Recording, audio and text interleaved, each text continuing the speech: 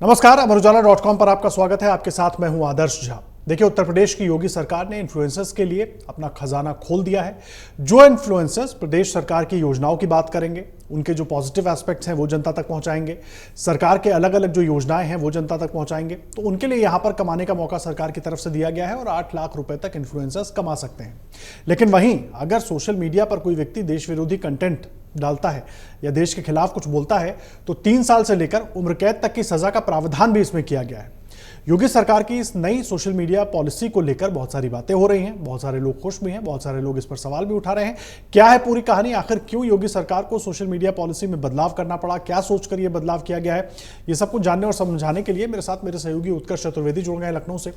उत्कर्ष, पहले तो ये जो अचानक सोशल मीडिया पॉलिसी में ये चेंज आया है, कई बार हम लोग पहले भी बात कर चुके हैं, खास करके लोकसभा चुनाव के दौरान हम लोगों ने कई बार चर्चा की थी कि इस बार, मतलब इस लोकसभा चुनाव में जो बीता है, इसमें जो बीजेपी आईटी सेल हो या एक तरीके से बीजेपी जैसे अग्रेसिव नजर आती थी सोशल मीडिया पर, वो कहीं ना कहीं थोड़ा पीछे नजर आई कांग्रेस से और बाकी दलों के मुकाबले। तो क्या ये बदलाव उसके लिए कदम उठाए गए हैं? इसके पीछे की पूरी कहानी क्या है? देखिए, इसमें ये दो बातें हैं आदर्श। एक तो जो आप कह रहे हैं उस बात से इनकार नहीं किया जा सकता, उस बात को मतलब आप बिल्कुल राइट ऑफ नहीं कर सकते हैं। दूसरी बात यह है कि उत्तर प्रदेश में करीब 2 से 3 साल हो गए जब से सोशल मीडिया पॉलिसी लाने की जरूरत महसूस की जा रही थी। उसका कारण ये था कि अधिकतर, और उत्तर प्रदेश एक ऐसा राज्य है जहाँ के मंत्रियों से लेकर मुख्यमंत्रियों तक के जो सोशल मीडिया हैंडल्स हैं उस पर खूब निगाह होती है, वो बयानों को रखने का एक प्लेटफॉर्म बन जाते हैं।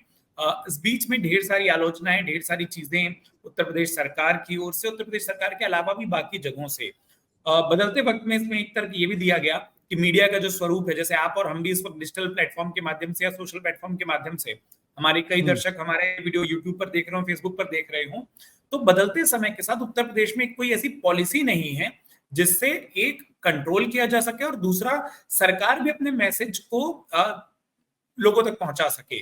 तो सरकार कैसे लोगों तक पहुंचे, दूसरी बात जो बदलते वक्त का मीडिया है उसको लेकर कोई नियम, कायदे, कानून, पॉलिसी हो, और तीसरा जो आपने कहा, जो लिखा नहीं गया, अंडरलाइन नहीं किया गया, लेकिन ये छुपा हुआ संदेश है, वो उसमें आ जाता है। इस पूरी जो नीति है, अभी इसको लागू होना है, इस नीति को कैबिनेट के सामने रखा गया, जैसा आपने शुरू में बताया, मंगलवार को यह कैबिनेट हुई थी, वहां मंजूरी मिली है। यानी अभी इस पूरी जो नीति है इसको या तो सीधा सीधा लागू किया जाएगा या अगर कानून में बदलावों की आवश्यकता होगी तो वो अध्यादेश या विधानसभा के जरिए होएगा। अब इसमें क्या महत्वपूर्ण है, सबसे पहले इसको 3 हिस्सों में आप बांट लीजिए। जो आपने अपने एंकर में कहा है वो बिल्कुल ठीक बात है। इन्फ्लुएंसर्स, या जो कि आप उसको अलग अलग दृष्टि से या अलग अलग परिभाषाओं में कह लीजिए कि एक व्यक्ति कोई कंटेंट क्रिएट करता है, वीडियो बनाता है, उसके लिए एक अच्छा खासा रकम कमाने का मौका है। शर्त यह है कि आपको उत्तर प्रदेश सरकार की जो योजनाएं होंगी, उत्तर प्रदेश सरकार की जो उपलब्धियां होंगी, उत्तर प्रदेश सरकार का जो विजन होगा, उसको अपने वीडियो या पोस्ट के माध्यम से लोगों तक ले जाना होगा। कुछ क्राइटेरिया इसमें तय किए जाएंगे जिसमें उनके अपने सब्सक्राइबर, फॉलोअर का क्राइटेरिया से लेकर वो वीडियो या वो पोस्ट कितने लोगों तक पहुंची, वो एक है।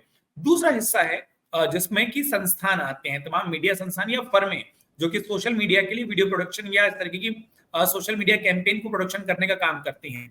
अब तक उनके पास विज्ञापन लेने का सीधा माध्यम नहीं था, वो उसमें एक आता है।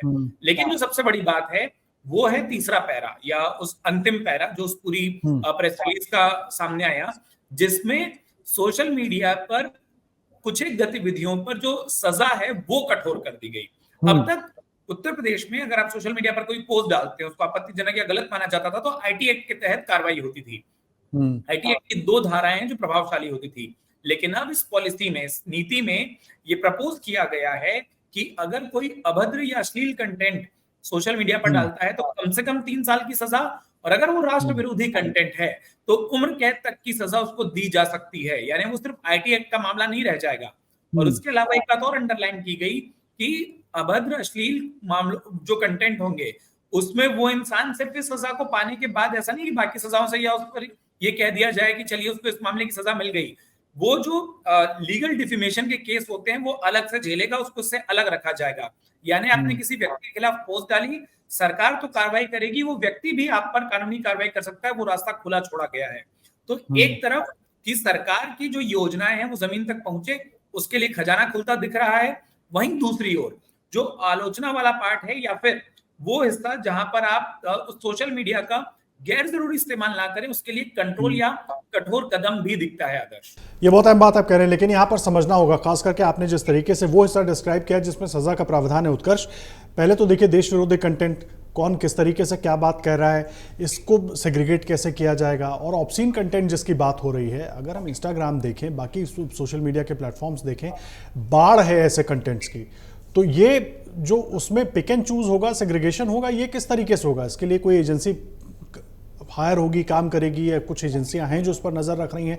ये सारे ऐसे जटिल सब्जेक्ट हैं, क्या अभी इनके बारे में सोचा गया है या अब इन पर काम होगा? नहीं, आप बिल्कुल सही कह रहे हैं, इस बारे में काम करना होगा सरकार को। देखिए, अभी उत्तर प्रदेश पुलिस का जो सोशल मीडिया सेल है वो फैक्ट चेक अलग करता है, वो सोशल मीडिया पर जवाब अलग देता है। आप और हम अगर ट्वीट करें तो उसके जो जवाब आते हैं, और इसके अलावा जो कुछ चल रही होती है चीजें, उस पर जो एक सुमोटो एक्शन लेना होता है वो लेता है।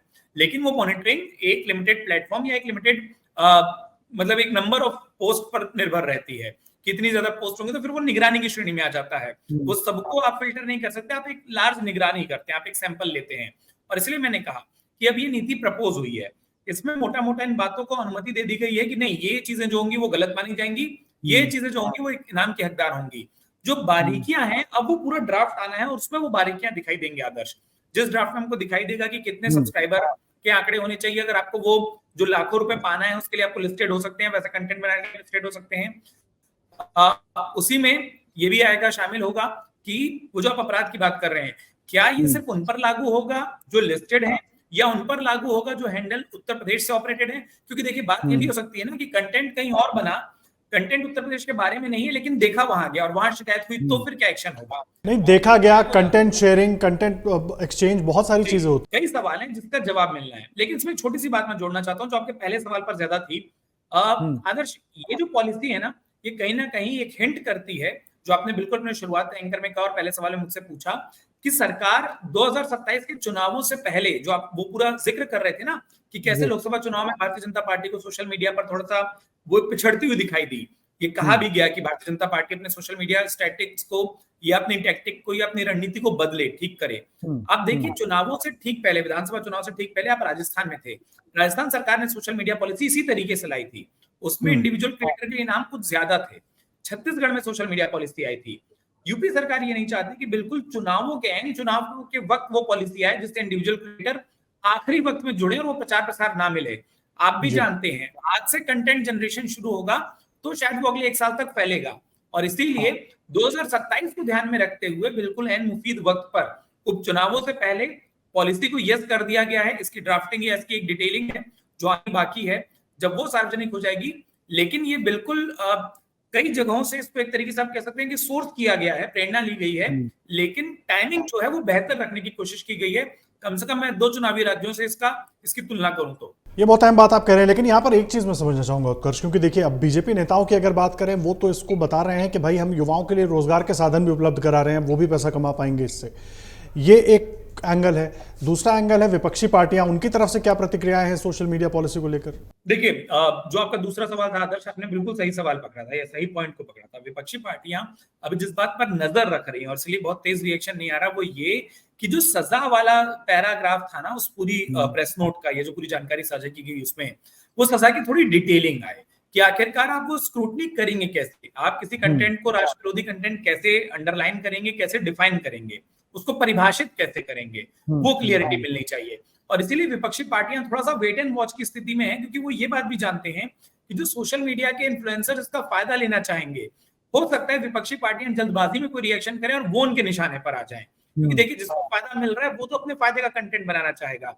इसीलिए विपक्ष की तरफ से एक थोड़ी सी देरी अगर हमको रिएक्शन में दिखी, उसका एक कारण ये है, जो कुछ नेताओं से मेरी बात हुई, वो इसको थोड़ा और समझना और इसकी थोड़ी और विस्तार को चाहते हैं कि वो सार्वजनिक विस्तार हो जाए, थोड़ी और जानकारी सार्वजनिक आ जाए, तब वो कुछ कहें। क्योंकि जहां तक विज्ञापन देने या इनाम देने की बात है, मुझे लगता है इस पर कोई आपत्ति करेगा। हाँ, ये जरूर हो सकता है कि एक लाइन जिसके अंदर खाने चर्चा हो रही है विपक्षी पार्टियों में, और मैं कोट इसलिए नहीं कर रहा किसी पार्टी को क्योंकि उन नेताओं ने अभी तक कोई अंतिम फैसला किया नहीं है, वो ये जरूर सोच रहे हैं कि क्या वो ये कहें कि देखिए अब सरकार मजबूर होकर सोशल मीडिया पर भी कंटेंट बनाने के लिए लोगों को लालच दे रही है। यानी सच है नहीं, लेकिन आप सरकार की उस तरीके से प्रसिद्धि करिए, गुणगान करिए, तो आपको इनाम मिलेगा। हाँ, उसका काउंटर क्या करना है वो तैयारी हो ना हो। आदर्श, अंदर खाने की एक बात बता दे रहा हूं, दो बड़ी विपक्षी पार्टियों ने अपने सोशल मीडिया सेल्स में ये जरूर कहा है कि इस पॉलिसी आने के बाद आपको सरकार के पक्ष का नैरेटिव या वीडियो या पोस्ट ज्यादा दिखेगा, तो आप अभी से अपने आप को मजबूत कर लीजिए। विपक्ष इससे लड़ने की तैयारी ज्यादा कर रहा है बजाय इस पर किसी तरीके का हमला करने की। ये बहुत अहम बात आप कह रहे हैं। देखना होगा जब इसका पूरा ड्राफ्ट सामने आता है, तमाम जो इसके हाईलाइट हैं वो उत्कर्ष ने आपके सामने रखे, क्या कुछ उसमें खास बातें हैं वो समझना बहुत जरूरी था। अभी इसका पूरा ड्राफ्ट आना है, क्या क्राइटेरिया होगा, क्या फिल्ट्रेशन का तरीका होगा, सब कुछ तब सामने आ पाएगा। सजा का जो प्रावधान है उस पर जिस तरीके से उत्कर्ष कह रहे हैं कि उस पर विपक्षी पार्टियां भी अभी नजर बनाए हुए हैं कि क्या कुछ पूरी बात निकल कर आती है, फिर प्रतिक्रिया उस हिसाब से दी जाए। लगातार इससे जुड़ा हर अपडेट आगे भी आप तक पहुंचाते रहेंगे। बहुत धन्यवाद उत्कर्ष आपका हमारे साथ जुड़ने के लिए, दर्शकों तक सारी बातें पहुंचाने के लिए, और आप भी देश और दुनिया की हर बड़ी और जरूरी खबर के लिए हमारे साथ बने रहिए। धन्यवाद। अगर आप ये वीडियो YouTube पर देख रहे हैं तो हमारे चैनल को सब्सक्राइब करें और बेल आइकन को दबाना ना भूलें। अगर आप Facebook पर ये वीडियो देख रहे हैं तो हमारे पेज को लाइक करें।